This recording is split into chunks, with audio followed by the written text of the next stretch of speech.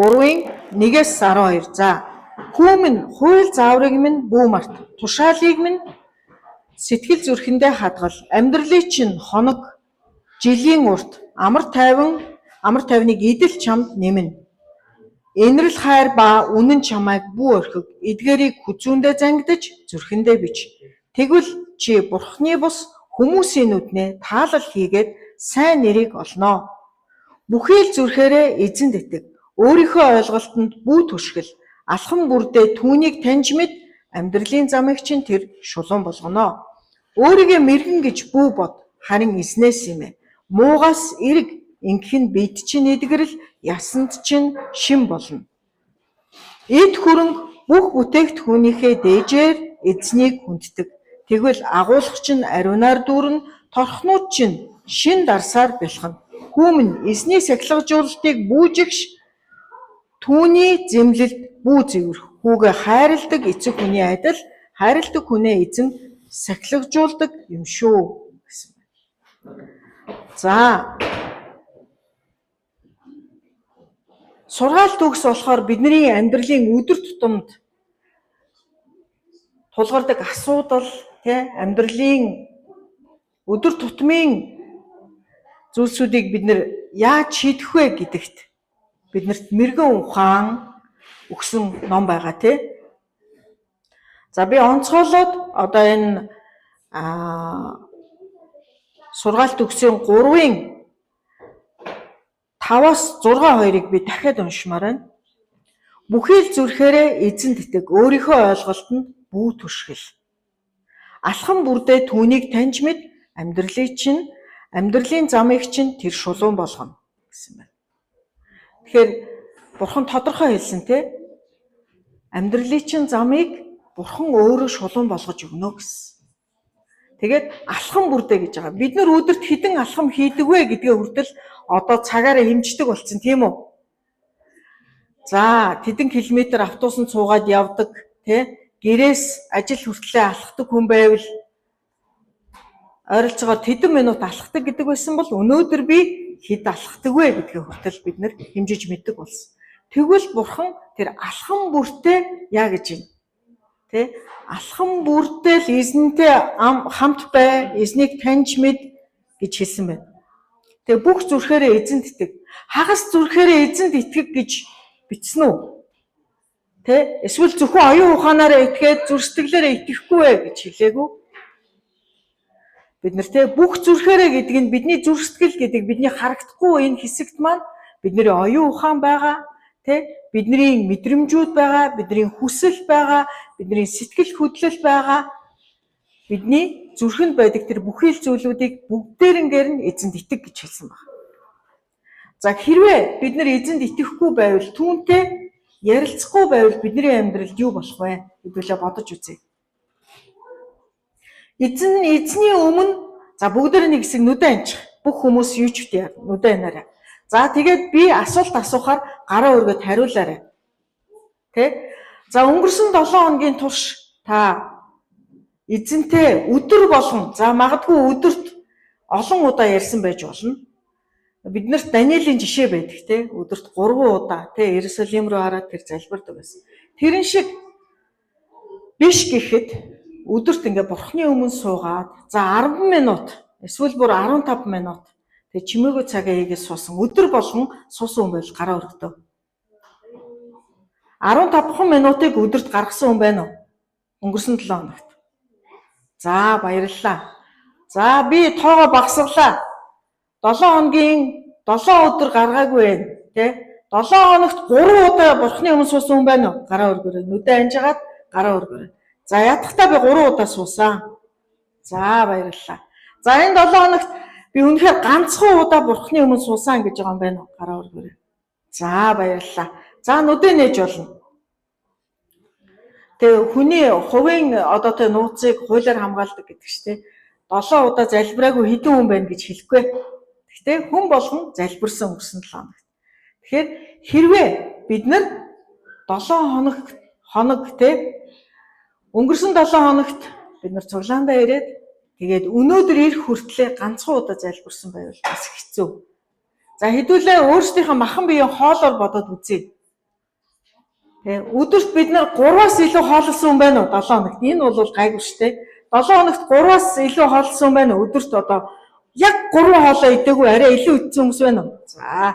Өдөрт 2 удаа хоол идсэн юм байна уу? 2 удаа. Өдөрт 2 удаа. За.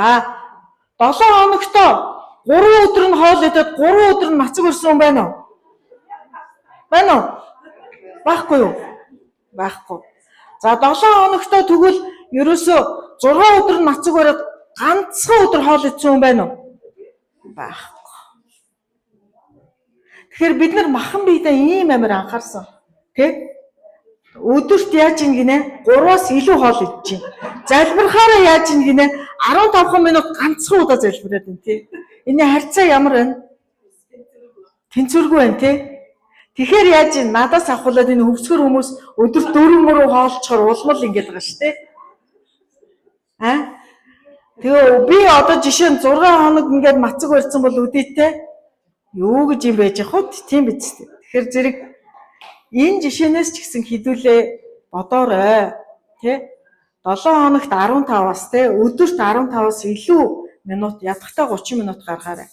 Дараалал нь жишээд эхлээд бурхны өмнө сууя тий Магдалины дууны үггүйгээр зүгээр ая тавьж байгаа сууя тий тэгээ бурхныг сонсоод тэгээ дараа нь Библийг уншаад тэгээ бусдын төлөө залбираад бурхан үг хэлвэл тэмдэглээд бурхны өмнө суугаарай гэж уриалж байна. За бурхны өмнө суухгүй бол бидний амьдрал юу үүсч болох вэ гэдэг би нэг хит хитэн зүйлүүдийг дурдахыг хүсэж байна. За эхэнд нь хэрвээ бид нар бурхны өмнө тогтмол суухгүй байвал бурхны өмнө чин сэтгэлээс очихгүй, зүрх сэтгэлээ уудлахгүй, түүнтэй харилцахгүй байвал нэгдүгээрт бидний амар тайван алдагддаг. За энэ тухай хаана хэлсэн бэ гэхээр хэрвээ та нарыг амар тайван алдагдж байгаа бол та бурхны өмнө суухгүй байна гэсэн. Танд санаа зовлт байна уу? Түгшүүр байна уу? Айдас байна уу? Тэ? Өнгөрсөндөө санаа зовж байна уу? Эсвэл одоодоо анхаарч чадахгүй байна уу? Эсвэл ирээдүйн төлөө айдастай байна уу? Тэгвэл та бурхантай суугаад энэ бүх зүйлүүдэд өгөөрэй. За Филиппой 4:6 6:7-2 дээр хэлсэн байгаа тийм. Харин бүх зүйлд залбирал, гуйлд, талархлаар бурханд хүслээ мэдүүл гэж хэлсэн. Бүх зүйлд гэж байгаа. Энэ нь баяртай үедээ зөвхөн залбираарай гэж хэлээгүй. Эсвэл зөвхөн зовсон үедээ уйлаарай гэж хэлээгүй. Бүх зүйлд тэ бурханд бүх зүйлээ авчраа залбирна гэсэн үг. Тэ дээрээс нь түнд талархлаа илэрхийлнэ гэсэн үг. Амар тайвнаар бид нар ер нь дутагддаг гэсэн үг. Яагаад тэгэхээр зөвхөн бурхны оршихуйд байж иж бурхнаас тэ бурхантай хамт алхаж иж бид нар тэр бурхнаас ирдэг амар тайвныг өөрийнхөө дотор хадгалах боломжтой. Хажууд чинь дайн дажин болж исэн ч гэсэн амар тайван байж болох ганцхан нөхцөл бол бурхантай хамт байх.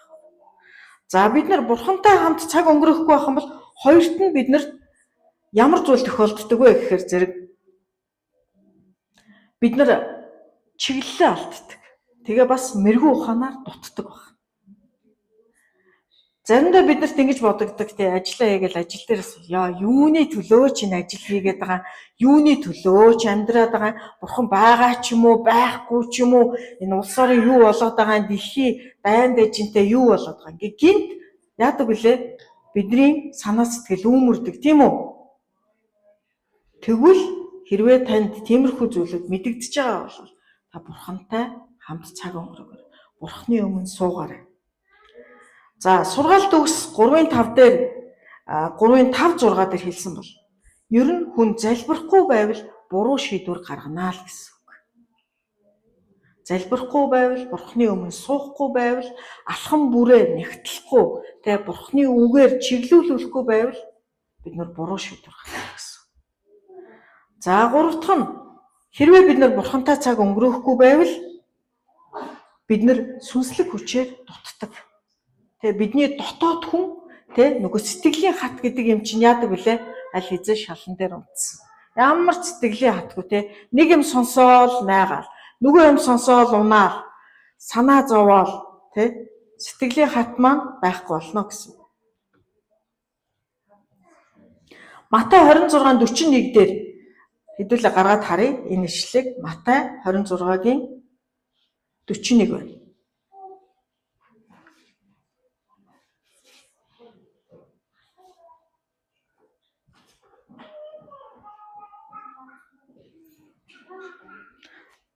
За би эндээс уншия, та хэд хараарай. Уруу татагдахгүй тулд сэргэг бай. Залбир сүнс хүсэж байна, харин мах бод дорой юм гэсэн. Тэгэхээр хэрвээ бид нар Бурхантай хамт суухгүй, түүний өмнө өөрийнхөө бодлыг цэгцлэхгүй, ажил үйлээ болж байгаа зүйлүүдэд дүгнэж ярихгүй, чиглүүлэг авахгүй байх юм бол бид нар яах нь вэ? Уруу татагдах нь. Уруу таталт явлаа үргэлж биднийг одоо хизээ энэ Бурханаас хол байх нь вэ? Хизээ энэ сул дорой байх нь вэ гэд морин сүнс биднийг амжидаг гэсэн үг. Тэр бол байнгын довтлох байдалд байдаг гэсэн. Тэгэхээр уруу татагдахгүй тулд сэргэг бай. Залбир сүнс хүсэж байна, харин махан бид дорой байна. Яагаад гэвэл бид нар аль хизээний түрүүний байгаагаар 7 хоногтоо яаж байгаа вэ? 4-3-аас дээш удаа хоол идэл махан бие бол маш сайн хооллоод байгаа. Харин тэгтээ сүнсээ 15 минут хооллож байгаа шүү дээ. Өдөрт 3 цаашаа, 4 цаашаа, ганцхан удаа чүвэ 15 минут. Тэгэхээр сүнс маань яах нь вэ? Уруу татлаханд өртөх нэ. Бид нар Бурхантай хамт цагийг өнгөрөөхгүй бол. За дараа нь дөрөвт нь хэрвээ бид нар Бурхантай цаг өнгөрөөхгүй бол бидний амьдралд юу болох вэ хэдүүлээ харъя. Яаков 4:8-ыг гаргаарай. Яаков 4:8.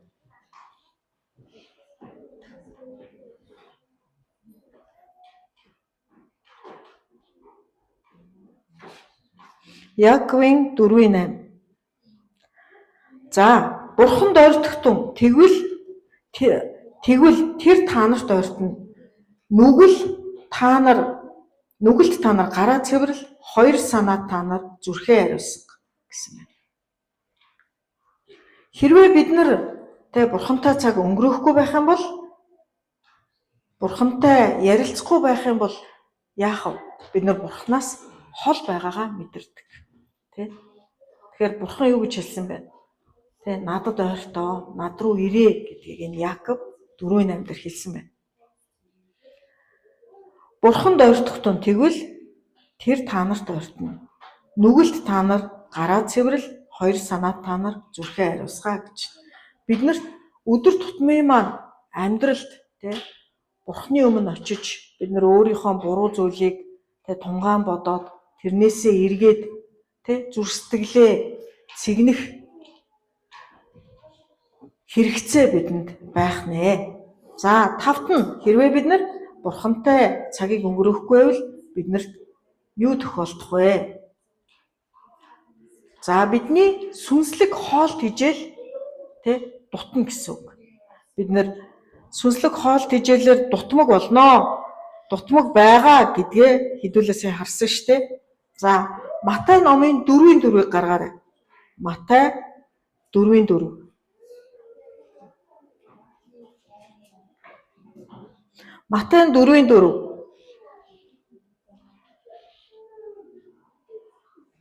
Есүс хэлсэн байна энэ дээр Есүс хэлсэн байна. Хүн зөвхөн талхаар бус харин Бурханы амнаас гарах үг бүрээр амьдрна гэж бичигдсэн байдаг гэсэн. Тэгэхээр би энэ үгийг бэлтэж байхдаа би өөрийнхөө санаагаар тайлбарлая гэж юусоо бодоогүй. Библи өөрөө Библийг тайлбарладаг байна. Нэг ном нь нөгөө номоо яагаад ингэж бичигдсэн бэ гэдгийг тайлж хэлж өгдөг байна. Хэрвээ бид нар Бурханаас хол байвал бидний тэр бидний сүнсэнд хэрэгтэй тэжээлээр бид нар дутагдаад явах нь бидний сүнслэг амьдрал доголдно гэсэн үг. Тэгэхээр энэ нь бүр тодорхой хэлсэн байгаа биз? Бид нар махан бие хооллоод байдаг. Гэхдээ хүн гэдэг чинь зөвхөн эдхийн мэдээд, мах идээд амьд явдгуумаа гэдгийг хэлсэн. Хүн зөвхөн талхаар бус харин Бурханы амнаас гарах үг бүрээр амьдрдаг гэж бичигдсэн байдаг гэж хэлж байна. За 6-ад нь Хэрвээ бид нар бурхантай цаг өнгөрөөхгүй байх юм бол бидний амьдрал одоо юу тохиолдох вэ гэвэл биднэрт хамгаалалт, тусламж дутагддаг гэж. Хамгаалалт, тусламж дутагддаг. За Иремья номын 33-ын 3-ыг харгаарай. Иремья 33-ын 3.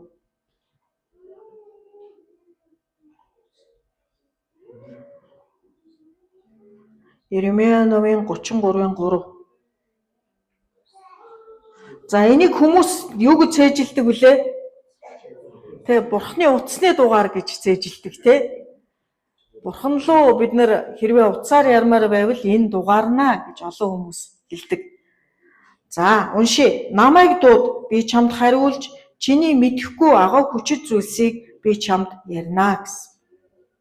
Тэгэхээр Бурхан өөрөө хэлсэн миний нэрийг дуудаа, намайг дуудаа гэж хэлсэн байна. Тэгэхээр та ч гэсэн бас цээжлээрээ Бурханы утасны дугаар юу вэ гингүүд Иремья 33-ын 3 байх нь шүү. Бурхан өөрөө хэлсэн намайг дуудаа. Тэгэхээр бид нарт тусламж дутдаг, хамгаалалт дутдаг. Тэгэнгүүт бид нар Бурханаас гуухан Бурхан руу уцтаад намайг дууд гэсэн юм чинь. Тэгээд Бурхан юу гэсэн би чамд хариулж чиний мэдэхгүй агуу хүчит зүйлсийг би чамд ярина гэсэн. Тэгэхээр биднэрт хамгаалалт, тусламж байхгүй бол биднэрт ямар мэдрэмж төрдөг вүлээ? Бид нар хүчгүй, сул дорой мэдрэмж төрнө. Харин Бурханыг дуудаад Бурхан асуултанд чинь хариулаад, Бурхан танд туслаад, Бурхан танд хамгаалсны дараа та түүн дотор хүчтэй байгаагаа мэдэх болно. За 7-д нь хэрвээ бид нар Бурханыг дуудахгүй байвал биднэрт юу тохиолдох вэ? Биднэрт эдгэрэл хэрэгтэй. Дээрээс нь бидний дотоод хүн өдрөөс өдөрт шинжлэхт хэрэгтэй болдог. Тэгвэл эдгэрэл бидний дотоод хүн өөрчлөгдөх тэр шинжлэхт үйл явц биднэрт дутагдана гэсэн. За дуулал номын 34-ийн 18 байна. Дуулал 34-ийн 18.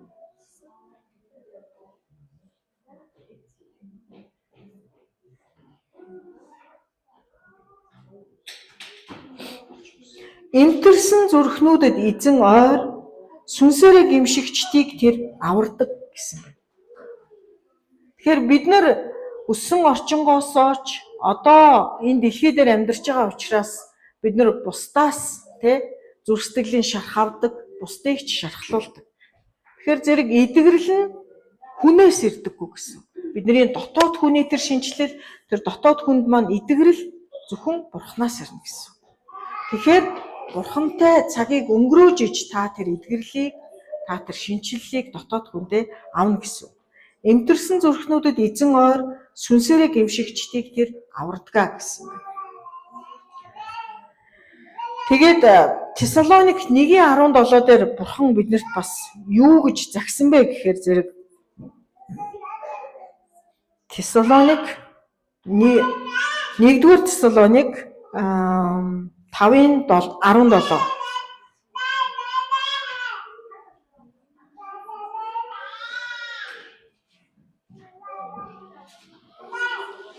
тасралтгүй залбир гэсэн байна. Есүс уйлав гэдэг шиг нэг богино ишлэл Тесалоник 1-р Тесалоник 5:17 бол богинохон ишлэл байна. Гэхдээ бидний амьдралд маш их утга учиртай тасралтгүй залбир. Тастаад 7 хоногт нэг 15 минут өдөрт 15 минут залбираад тасалдаад өдрийн 24 цагийнхаа яах нь 23 цаг 40 минут нь тасраад дахиад нэг 15 минут дараагийн өдөр нөгөө 24 цагаас чи 15 минут залбирлаа дахиад 23 цаг 45 минут тас тэг гэсэн байна уу энэ дээр? Үгүй тасралтгүй залбираа. Унтчих 8 цагаа хасаад бусад үед нь бид нар Бурхан руу хандчих хэрэгтэй байна. Би Паул гээд нэг настай 74-тэй хүнд нэг орчуулга хийсэн. Библийн сургууль дээр хичээл зааж хатан. Тэгээд тэр хүү яасан гэхээр өөртөө бараг 10 минут тутам цэрүүлэг тавьсан байгаа байхгүй. Тэгээд тэрнгээрээ хичээл заах юм уу? Ямар нэгэн одоо хурал, цуглаан тийм зүйлд оролцоогоо бүх тохиолдолд 10 минут болгон Бурхан талархдаг. Тэгээд тэр жижигхэн пэйжер шиг утас биш, тийм нөгөө нэг цагтай Тэгээд сэрүүлэг тавьсан. Тэгээд аль болохоор тэр болгондоо ингээд талархдаг. Тэгээ явж идэг. Настай хүн байсан. Тэгэхээр 10 минут тутамдаа байг гэхэд те өдөрт ядахтаа 3 удаа ч юм уу те Бурхан талархацгаая гэж уриалмаар байна. Тэгэхээр Бурхантай цаг өнгөрөөхгүй байх юм бол дахиад хэдүүлээ би сая 7 зүйлийг онцолж хэлсэн. Тэрийгээ дахиад нэг харцгаая. Хэрвээ бид нар Бурхантай цаг өнгөрөөхгүй, Бурханы өмнө суухгүй байх юм бол нэгдүгээрт яана гэлээ бид нар амар тайвнаа алдна гэсэн. Тэ? Бидний амар тайван байхгүй бол бид нар яах вүлээ? Санаа зовно, айн, түгшин. За хоёрт нь хэрвээ бид нар Бурхантай цаг өнгөрөөхгүй байх юм бол яана гэлээ? Биднэрт чиглүүлэг байхгүй болно, мэрэгүү ухаанаар дутах болно гэсэн. За гуравт нь сүнслэг хүч чадлаар бид нар дутагдана гэсэн тий.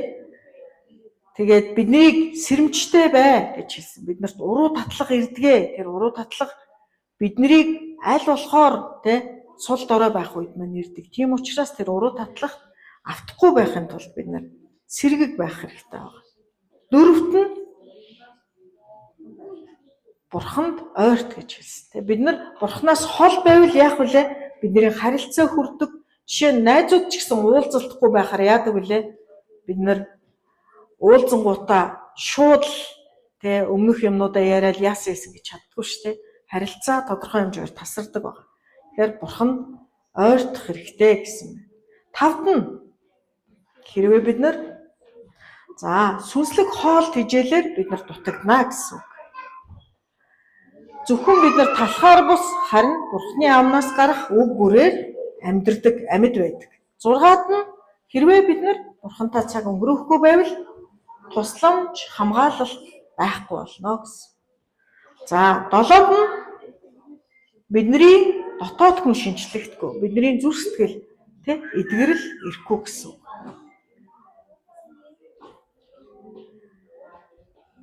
Тэгээд тасралтгүй залбираа гэдгийг Бурхан биднэрт сануулсан тийм. 1-р Тесалоник 5:17. За Бурханы утасны дугаар юу вэ? Иремая 33:3 байх нь. За тэгээ биднэрт өгсөн тэр даалгавар шиг байнга санаж явах ёстой. 7 хоногийн өдөр нь зөвхөн нэг өдөр 15 минут биш. Тэрнээс аль болох их ядахтаа 3 удаа. Түүнээс илүү удаа Бурхан талархаарай. Бурханы өмнө суух цагийг гаргаарай тийм. Яагаад тэгэхээр Бурхан өөрөө энэ үгнүүдтэй хуучин гэрээгээрээ чин гэрээгээрээ энэ зүйлийг биднэрт хэлсэн байна. Тэгэхээр амар тайвнаа алдахгүй дотоод хүн маань эдгэрэн шинжлэгдэж байхын тулд бид нар Бурханы өмнө суух хэрэгтэй байх нэ. За тэгээд хамтдаа залбирая. Бурхан минь ээ тэгээд бид нэр хамтдаа таны өмнө ирж байна.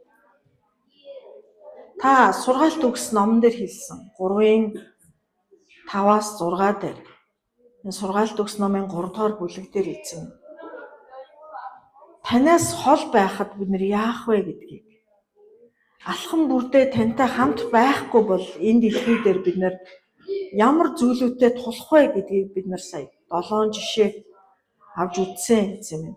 Тэгээ бид нар 7 хоногийн туршид эргээд таны энэ амралтын өдрийг сахиад ирэхээс өмнө эзэн минь бид нар тантай улам илүү цагийг өнгөрөөхийг хүсэж байна эзэн.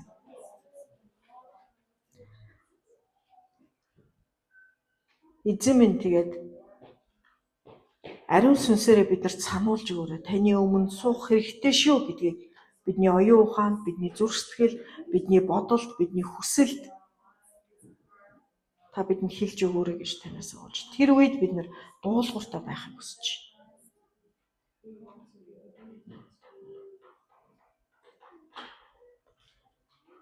Тэгээ эзэн минь бид нэр бие махбодоо өдөрт 3-аас илүү хооллдог шигэ.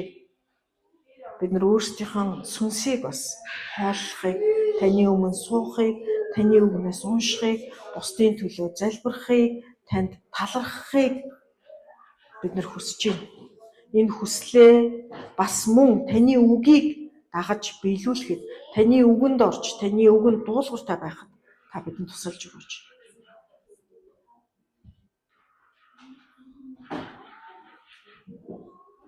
Тэгээ танд баярлалаа. Тэгээ таны хүү Есүсийн нэрээр бид нэр ярьж байна. Амен.